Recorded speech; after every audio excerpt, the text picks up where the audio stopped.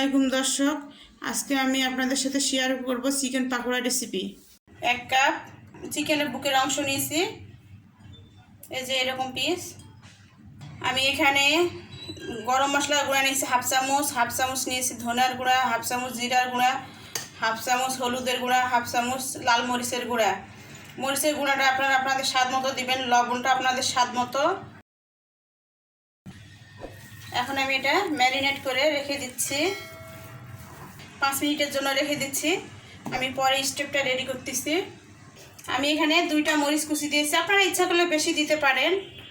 আর অল্প পরিমাণ আমি যেহেতু মাংসের মধ্যে লবণ দিয়ে দিছি, অল্প পরিমাণ দিলাম, আপনারা আপনাদের পছন্দ মতো দিবেন। দিয়ে আমি ভালো করে লবণ আর মরিচটা কষলায় নিব। তার সঙ্গে 1 কাপ পরিমাণ পেঁয়াজ কুচি আমি দিয়ে দিচ্ছি।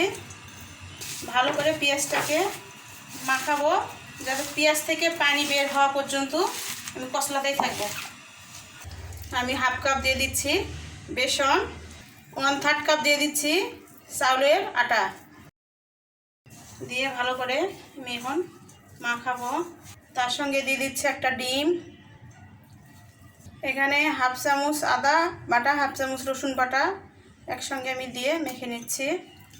এখানে আমি একটা লেবুর রস দিয়ে দিচ্ছি। আমি এখানে পুদিনা পাতা দিচ্ছি। আমার পুদিনা পাতাটা অনেক দিনের ডিপ ফ্রিজে ছিল, মানে কালো কালো হয়ে গেছে, টাটকা হলে ভালো হতো। এখানে আপনারা ধনে পাতা ইচ্ছা করলে ইউজ করতে পারবেন। এখন আমি মাংসটা দিয়ে মেখে নেব। দর্শক, আমি এখানে চালের গুঁড়া দিচ্ছি, আপনারা ইচ্ছা করলে কর্নফ্লাওয়ার দিতে পারেন। এটা দিলে মানে অনেকটা মুচমুচে হয় পাকোড়াটা, রান্নার জন্য চুলায় যায়। তো দর্শক, আমি চুলায় প্যানে আগে তেল বসে দিয়েছি।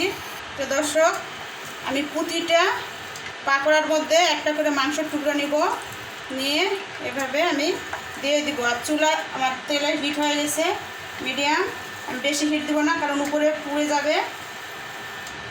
আমি এখন লো মিডিয়াম এটা ভেজে নিব। আমি এখন একটা একটা করে উল্টে দিব। এরপরের ব্যাচে আমি বাকি পাকোড়াগুলো ভেজে নিব। এভাবে উল্টে পাল্টে দিয়ে বাদামি কালার করব। দর্শক, আমি এখন পাকোড়াগুলা মিডিয়াম হিটে ভাজতেছি। তো দর্শক, আমার পাকোড়াগুলো হয়ে আসছে বাদামি কালার। এখন আমি উঠাই নেব। এই তো আমার চিকেন পাকোড়া রেডি। বিকেলের নাস্তা খেতে অসাধারণ। আর আমার রেসিপিটা যদি আপনাদের ভালো লাগে, অবশ্যই চ্যানেলটা সাবস্ক্রাইব করবেন, লাইক দিবেন, কমেন্ট করবেন, শেয়ার করবেন, আমার পাশে থাকবেন। আসসালামু আলাইকুম।